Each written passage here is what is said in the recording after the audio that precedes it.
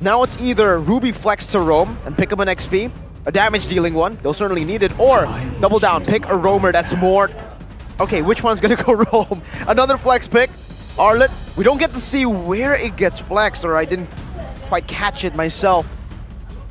It's gonna go to cars, so it's a Ruby roam and Arlet will be going to XP. As you said, Arashi, it looks like the Ruby is much more viable in the roaming area instead of the XP lane because of the durability.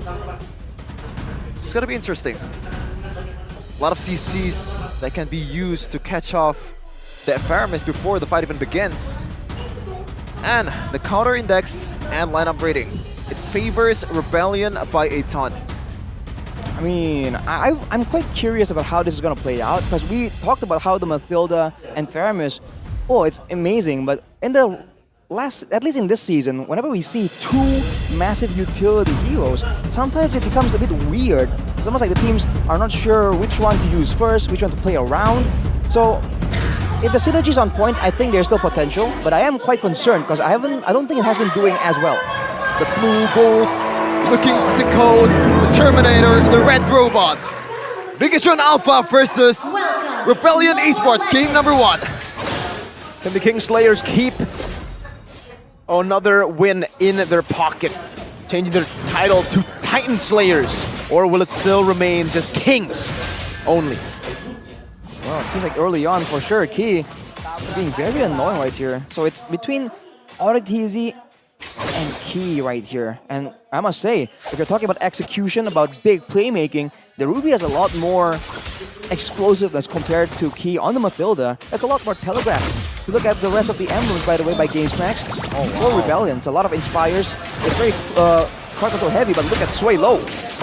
In the mid lane, gonna get out-traded there. Key is the one who takes the damage. Ghost Bursters by Moreno too. Look at the zoning on the Sway Low that Key and Moreno are placing down. Even Super Ken taking Oritiz low and counter jungling, invading very early.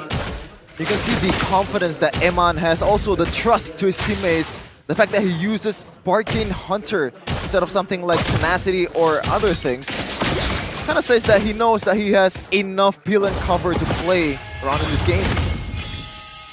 In-game equipment by Dunia Games so far, not really a big difference, but Sway Low is taking a lot of heat. If it's not the roamer, it's the jungler that comes in to really make sure that Moreno has the edge, has the advantage, and the rotational advantage as well. As Vince is getting bullied right here, 15 seconds before the turtle spawns, you have to wonder what if Rebellion has a plan to try and go for a pickoff maybe, because in a full-on 5v5, with all the sustain we've already mentioned, it may be difficult for them to come out on top. So level 3 Vincent finally getting level 4 after this camp, so Bigetron has a little bit of advantage here before the turtle fight begins, already dragged into their favor. Chorizo scouting ahead, Vincent getting the taunt down onto Chorizo. Oritiz, but don't run Wolf King as well. Chorizo brought back to the team right now, but he's still able to dash out now with another realm. Gets them out, and Super Ken picks it up for free. Another final slash from Moreno all the way back for Swaylo to pick up first blood. And now it's Super Ken who is looking for a trade back. Audi is very low. So is Cars, but they're able to disengage. Chorizo rotates over, and it's a turtle for a kill. Still favors the turtle take for sure for Bigetron. But you can see, if Rebellion are able to really bait out the spells, come in and out, then maybe they have a chance at winning out the fight. It all depends on the execution so far. And in the early game, when it comes to damage, when it comes to burst, Arlet, Vexana, and Ruby, I think has a bit more weight to really swing around. But Bigetron, they're playing it very safe if they don't know for sure that they can win out in a skirmish. Looking at the talent prediction though, it seems like Lim Kochul is the lone wolf here. Yes. And I believe he also in the first game chooses to go for Teo United, the only guy who went for it. Aside from you, but I know what you're doing. Yeah, we know it's always convenient, you know what I mean. Super Ken though, looking for the invade again, steals it away from Vincent. Both of them using the retreat, by the way, but Vincent actually didn't have it there. Oh, no. Moai all the way. Now, the Detonus Welcome is there, but it's not going to be able to connect. And it's a Purify from Moai too. BTR with a good gank over, gets him low, pressure down. Moai recalling. Iman will get all of the good hits onto this turret with the Entropy. Audi with an I'm offended. Iman instantly with a Purify. Super Ken and Key try to disengage. Vincent catching them now with a taunt. Looking for more, going for the full stacks, and King is blocked! deleted, obliterated by the Appraiser's Wrath. Now Super Ken is next on the chopping block, but has the Netherrealm. To get him out, Cerezo. Oh my god. Now jumping on the Vincent, 2 jabs with a knockout strike, not able to get that last hit as Auditizi cancels it out. Moai, Battle Mirror Image chasing Cerezo down as a Curse Blast, doing some damage back. But Cerezo gets out, Cars! Assassinates Moreno, Suelo with a flicker aggressively, but unable to land that skill. What just happened? It looks quite good for Bigetron Alpha. They have the top lane in hand. They want to go for it, but Eman just teleports away knowing that he has the aggro, I believe. And now Bigetron, even though they're still looking at about 200 gold lead, that was definitely a winning trade for Rebellion. Rebellion, though, they're doing a great job of separating Bigetron. They know that in a full 5v5, the sustain, the Netherrealm will just be too much for them to handle. But when they go, 2v2, 2v1 constantly, that's where they find holes. Like there are cars able to actually secure Moreno, and it's a 50-50. Deathless welcome. We'll make it 100-0. Super Ken will be able to find it. Vincent in the midst of it all now, getting the taunt down for cars to get the vengeance. Now I'm out with entropy into the back, just melting them down, and Vincent cannot handle this sustain. They caught him off guard. Emania once again coming out of nowhere as an Atan. Can't really see it coming, right? Usually it's Claude that's rotating towards the other side, but this time around it's Natan, Arashi. Well, they know that in a proper big fight, there's almost no risk for Iman either, right? There's going to be backup for him for sure from his teammates, and in the kind of situation when they can force Rebellion to use all their spells in the right order, in the right manner, right? They can just play around it, and as you can see, for Bigetron, it was pretty easy, despite the fact that they lost tempo and they got to the turtle pit late. Audience prediction still favors Bigetron Alpha by a landslide, 80-20, but they're looking for another siege here. Ooh, final slash onto Iman, but he stays put here with a lot of them just tumbling the turret. Auditizi getting free hit on, but they will just focus down the turret. Tier 1 down in the bottom lane. BTR looking to shove this wave and rotate into mid. Ooh, man, aggressive plays from Bigetron, using Eman almost like an early game bully instead of a late game carry, bringing him around and abusing the fact that technically his basic attacks can hit twice. So using that to take down turrets, take down the heroes of Rebellion, knowing that when it comes to the survival, it's so easy. So with this abusive playstyle, I think Rebellion has to try and find something different. Again, maybe play some macro games to ensure that they can't really be forced into these team fights, because I don't think it's going to work out. Finally, a lot more systematic Bigetron Alpha that we're used to see. Look at this, Eman in trouble. Ooh, okay. Still has some room to get away. He has a Purify still there, Yeah, so he saved it. No, he held it. As patient as ever, Eman now sent to the bottom lane as BTR make their way to the next neutral objective. Cerezo will be given the task of catching that far lane wave. Ooh, Moai is there too though. Cerezo, I think he's a bit too much to handle for an early game Claude. Just felt a tickle there from Cerezo, but I really love how they're using Eman and also the sieging potential of this composition. And right now, Ken just secures another objective, neutral objective, without even using the Retribution.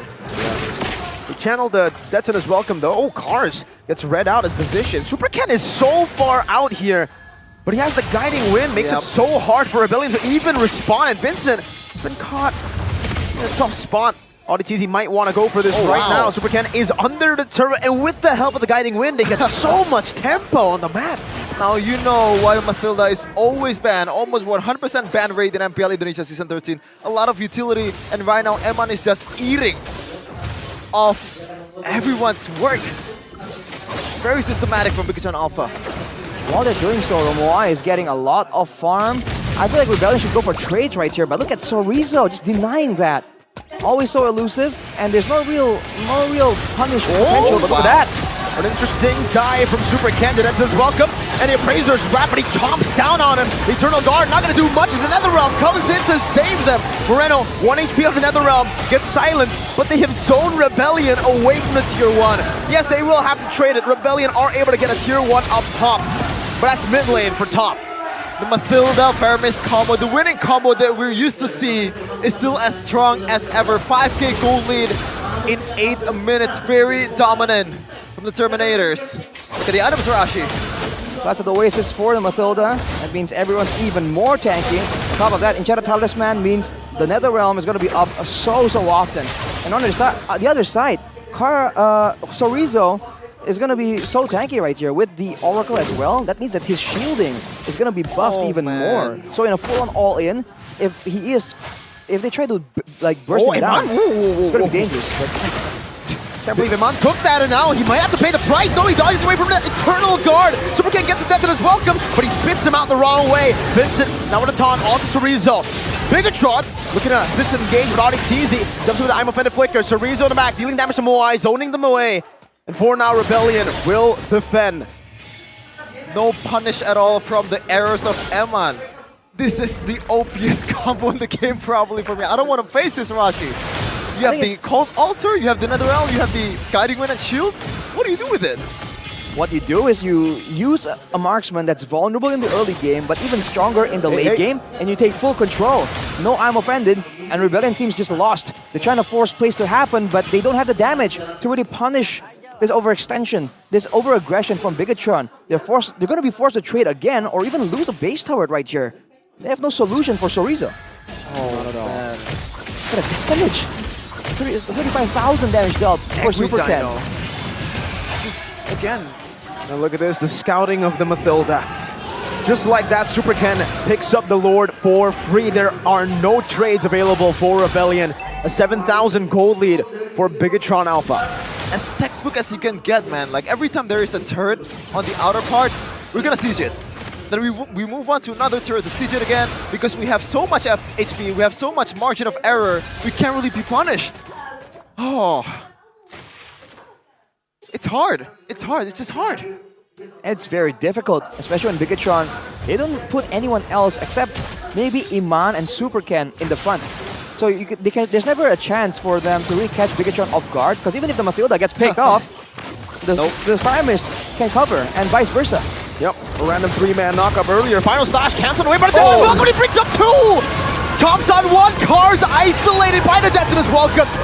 Vincent very low, forced back, a good blazing duet, but Iman finds Moai! In the midst of the team fight, jumps into the entropy and almost takes Swaylo down, forces the flicker. The Shadow Stampede brings Audi to the team back. Chorizo jumping back and forth. The Flask of the Oasis is giving them so much HP, and they have taken 2 base turrets down with a single Lord. Audi now with I'm Offended, and Swaylo gets obliterated in the back. Now it's Vincent, who's next, chomped up by Super Ken.